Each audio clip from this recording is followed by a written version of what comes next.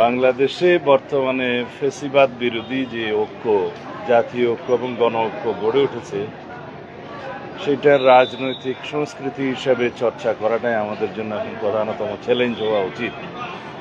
এবং আমি মনে করি এর অন্যথা হলে ফেসিবাদ আবার মাথাছাড়া দিয়ে উঠতে পারে। আর যে কোনো কৌশল অবলম্বন করে বা যে কোনো বাহানায় গণতান্ত্রিক সিস্টেমে যাওয়ার বা নির্বাচনের বিষয়ে বিলম্ব করার যে কোনো কৌশল জনগণ প্রত্যাখ্যান করবে। সুতরাং যত শিগগির সম্ভব গণতান্ত্রিক প্রক্রিয়ায় রাজনৈতিক সরকার প্রতিষ্ঠার দিকে আমাদের মনোযোগ দেওয়া উচিত। প্রাতিষ্ঠানিক সংস্কার, আইনি সংস্কার এবং মাঠের সংস্কারের জন্য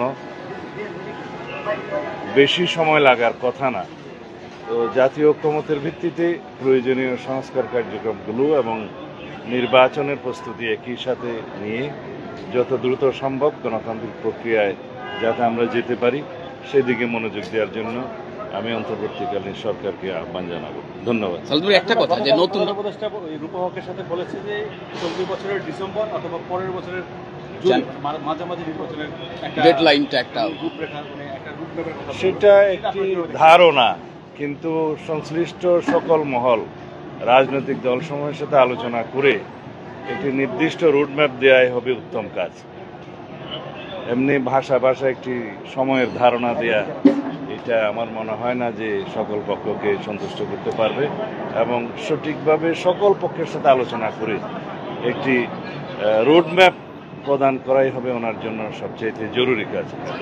একটা প্রশ্ন, এই যে নতুন করে রাজনৈতিক দল হচ্ছে, শোনা যাচ্ছে যে এই মাসেই রাজনৈতিক দল আত্মপ্রকাশ করতে পারে।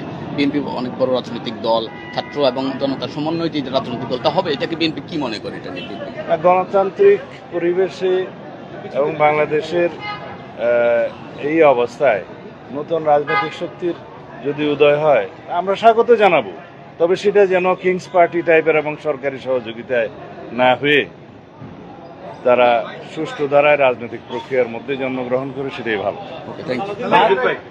আপনি ওখানে চেয়ারম্যান সাহেবের সঙ্গে নিশ্চয়ই আপনার দেখা হয়েছে, আর কি ওনার বার্তাটা কি? আর হচ্ছে আপনারা নির্বাচনের কথা বলছেন, নির্বাচনের জন্য কি বিএনপি প্রস্তুত, কি সেই প্রস্তুতি আছে? বা ওনার আসার বিষয়ে প্রস্তুতি আপনি জানেন কেন?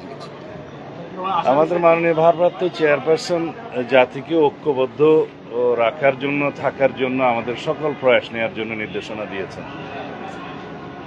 অন্যথায় ফেসিবাদ বিরোধী শক্তি এবং তাদের দোসররা আশকারা পেতে পারে, সেটা আমরা বুঝতে পেরেছি। ইতিমধ্যে সেরকম বিভিন্ন কর্মকাণ্ড জাতি প্রত্যক্ষ করেছে।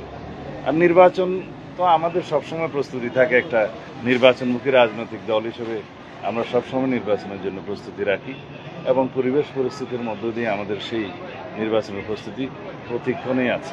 আসার বিষয় কিছু আসবেন কবে?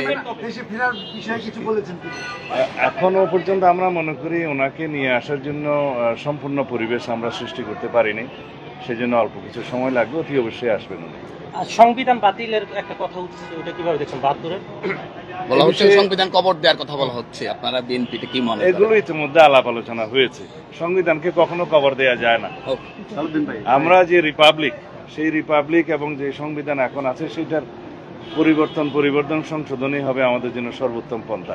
এ বিষয়ে আগেও কথা বলেছি। ধন্যবাদ।